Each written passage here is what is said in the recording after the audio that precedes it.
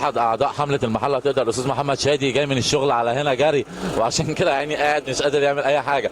بما انك يا استاذ محمد تعبت ورحت صورت لنا اكتر من 1000 ورقه، تقول حمله المحله تقدر بعد نجاح اليوم النهارده؟ بصراحه هو كان يوم جميل جدا وممتاز، وانا مستمتع اساسا ان انا مع شباب زي الفل كده، شباب فعلا فدائي مش شباب سهل يعني، وجميع الاعمار يعني من سن صغير من الاعدادي لحد 40 و50 سنه.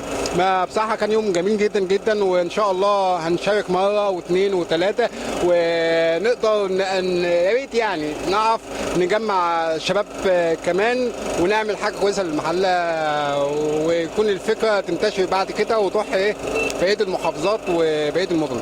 فكرك بعد 17 اسبوع ممكن نكمل ولا كده كفايه علينا؟ لا اكيد طبعا، زي شباب زي ده يعني نكمل ونكمل كمان. اللي جاي احلى طبعا، احلى واحلى ان شاء الله.